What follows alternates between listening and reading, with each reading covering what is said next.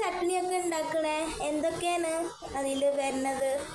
മോൾക്ക് പഠിക്കാനാണോ? അതെ. പിന്നെ ഞാൻ ഉണ്ടാക്കുന്ന ചട്നി ഒരു മുറി തേങ്ങ, 2 പച്ചമുളക്, കുറച്ച് കറിവേപ്പില, ഒരു പീസ് ഇഞ്ചി, 2 വെളുത്തുള്ളി, ഒരു 4 ചെറിയുള്ളി. പക്ഷേ പൊട്ടുകടല ഇടണം.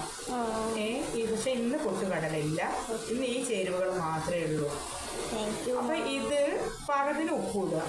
എന്നിട്ട് ഇത് മിക്സിയിൽ നല്ല അരച്ചതിന് ശേഷം ഒരു പാത്രത്തിലേക്ക് ഒഴിക്കുക.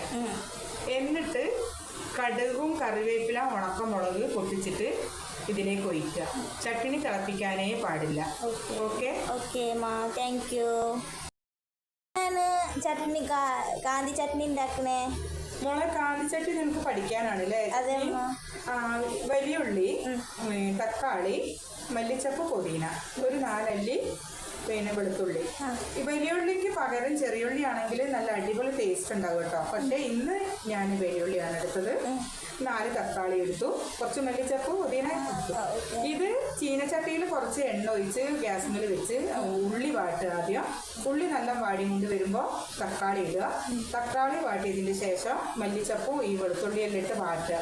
അതിൽ കാശ്മീരി ചില്ലി പിന്നെ മുളക് പൊടി കുറച്ചിടുക. പിന്നെ കുറച്ച് കുരുമുളക് പൊടി ഇട്ട് നല്ല വാട്ടി ഇതാക്കിയിട്ട് മിക്സിയിൽ ചൂടാറിയതിന് ശേഷം മിക്സിയിൽ അടിക്കുക. അപ്പോൾ കാന്തി ചട്നിയായി. ഓക്കെ, താങ്ക് യു മാ. ഉമ്മാൻ്റെ ചട്നിയൊക്കെ റെഡി ആയിക്കണോ? ഇതിലുള്ള കടുകും കറിവേപ്പിലയും മുളകും ആണ്. ഓക്കെ, അടിപൊളിയാണ്. ഇനി കഴിച്ച് നോക്കാം.